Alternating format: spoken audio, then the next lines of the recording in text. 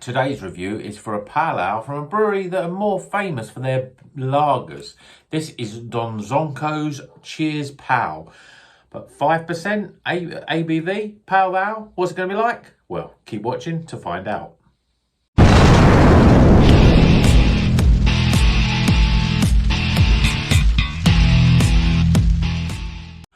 Welcome back to Rocker's Beer Review. Today we've got this beer from Donzoko even, called Cheers Pale, and it's a pale ale at 5%. Doesn't say on the ingredients, but I know it's brewed with cashmere and talus hops, which is an interesting sort of combination. I don't hear much of cashmere and talus. Yeah, I mean, it's appearing more and more, but not necessarily a pale ale. And Donzoko, I keep saying Donzoko, but Donzoko, you know, they make some really good lagers, lots of sort of all different types, whether it been, Hells or, their Big Foam especially was one I had last year, was really, really good. They like making foamy beers. It actually says here, foamy beers for good times. So, can they make a pale ale as good as their lagers? Well, let's crack it open, get it in a glass, see what it's all about. See if it's going to have that big foaminess like the like Big Foam. I've got it's. Donzoko make their beer, put their beers in big 500ml cans. So I've got a pint glass here. So let's see if we can get some decent foam on here. See what we get. Well, beer in a glass. We've got a very sort of bright, almost slightly dark, burnt orange colour. Very orangey. We've got a little light. It's a bit lighter at the bottom there, but you can see at the top how dark it is. And we've got a nice frothy head. 2 fingers, and it's a pretty compacted head.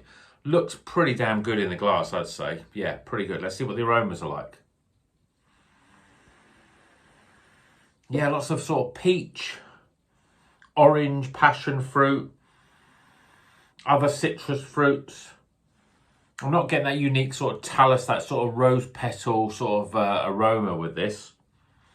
It's definitely got a very real sweet sort of satsuma sort of aroma. Very, very sort of inviting. So let's see what it tastes like. Cheers, everyone.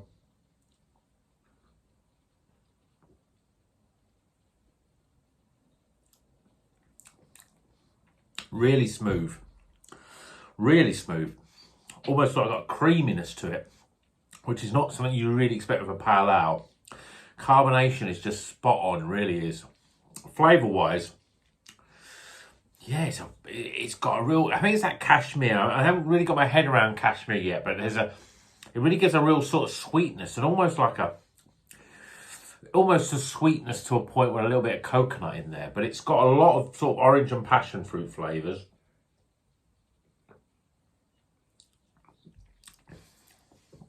There's a little bit of pininess, a little bit of grapefruit, but for me, orange and passion fruit are flavours that are really quite dominant with this beer. But it's the mouthfeel that's the star of it. For a pale ale, it's so sort of soft, and as I say, it's got this creaminess, but it's almost like it almost has got that sweet. The sweetness is almost like you're trying to put your finger on what it is. Is it a sweet like fruit? But it's almost got a slight vanilla sort of flavour. It's almost like, I said at the beginning about the aroma, it had a bit of peach in there. And there's almost that flavour like peaches and cream. It's a very it's a strange sort of flavour, and I feel that I've had something similar. I've had cashmere on a couple of beers, not many. It's not a hop that's used that much. I have seen other beers. I actually saw a beer from Polly's I haven't been able to get hold of that was just cashmere. I wanted to get hold of that to really get my head around what cashmere is all about, but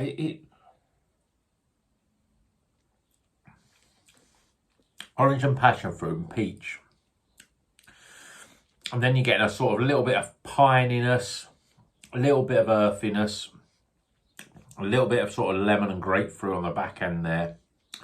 But then there's this sort of creamy sweetness that sort of comes in. You think at first it's a little coconutty, but I don't think it's coconutty. It's more like pure vanilla cream almost, but it's mixed with those sort of orange and passion fruit and peach flavours. So it sort of comes in waves a little bit. It's an interesting sort of flavour, really. There is a little bit of, there is quite dry. It's almost has got a sort of a dry characteristic like a sort of a German Pilsner really. It's got that sort of dryness about it. And there's a little sort of beer-like twang, which is much more like a sort of like you'd expect from a lager. Whether that's because Donzoko are really big on making lagers, so there's still that sort of lager DNA that's sort of come into this beer. It's quite refreshing though. There is this dryness there, and there's a lot of different flavours. It's a very sort of complex pale ale really, and you don't normally get pale ales that are that complex. They're sort of quite sort of one note to some extent, but this has got lots going on. It's quite difficult to get your head around, but at the end of the day, it's a very enjoyable beer, and it brings something a little bit different. It is, the more I drink it, there's that sort of lager, that sort of German Pilsner, that real sort of strong German sort of flavoured malts in the back and sort of thing, and that sort of real dryness on the back end really. I mean, it doesn't say that it's not a double dry hop pale. It just says it's a pale ale, but there's a lot of dryness there, and then there's a little bit of maltiness coming in as well. So he's almost got a lager sort of quality, but it's got quite a lot of fruitiness in it as well. It's interesting. It's a very interesting beer. I'm going to hold it up again. Donzoko. Cheers, pal. Let's get my head round some scores, shall I?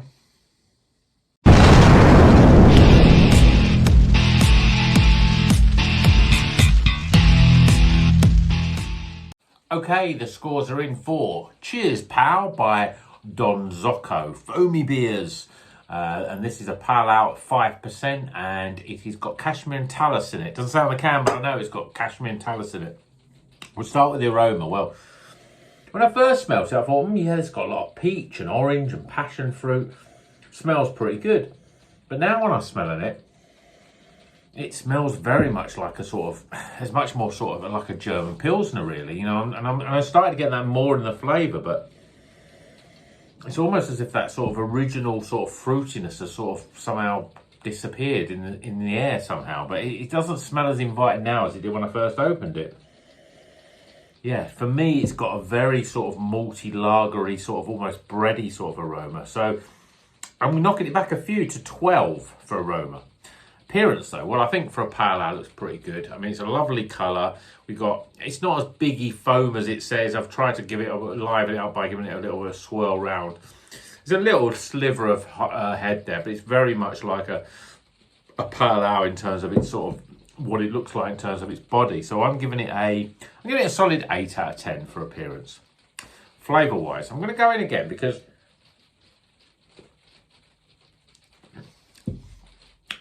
it's almost as if there's a lot of orange and passion fruit, and there's also this very sort of malty lager type flavour there, but it's, as I say, it's tinged with this sort of more fruitiness. It's almost like a hybrid pale ale lager, or sometimes if you go to a more traditional pale ale, it can be a bit of a like slightly flowery or slightly fruitier lager, and this is what this is starting to taste like. But the body's really good. It's quite smooth. The carbonation is not like a lager at all. It's very sort of soft, and it goes down really well. Talus and cashmere. Again, the flavours changed since when I first opened it. It was only 10 minutes ago that I first opened it. I was getting lots of peach and sweetness in there, and I was getting more from that sort of cashmere, that sort of almost slightly creamy. There's a sweetness that's difficult to describe, but it's almost like a creaminess that you get with like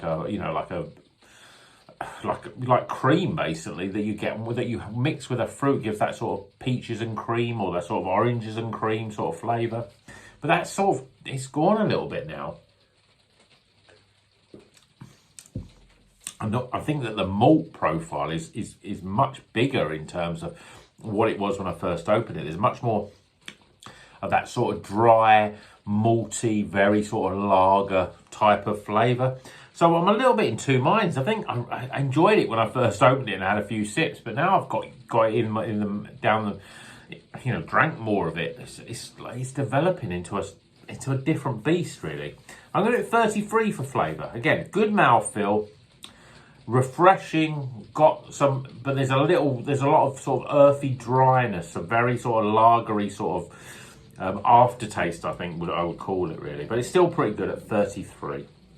Value for money. Well, you know, as I said, Donzoko make their beers, put them in beers in a 500ml can, which is always good. Always gives you better value for money. And this was, I think, this was just £4.50 or something like that. So for a pale ale, not too bad. I'm giving it a solid 8 for value. And my overall experience, it's a bit of a strange one. This. There is a nice fruitiness about it. There is a sweetness. It's a little bit sweeter. It's almost like sweet malts a little bit. So that malt profile is coming through more and more as the sort of beer warms up a little bit. And there's a real sort of dryness on the back end as well. I'm sort of losing some of those other sort of fruits. I'm getting mainly sort of orangey sort of flavours in there. I'm losing a bit of that sort of passion fruit. What I'm not getting is I'm not getting much from the sort of talus hop in there.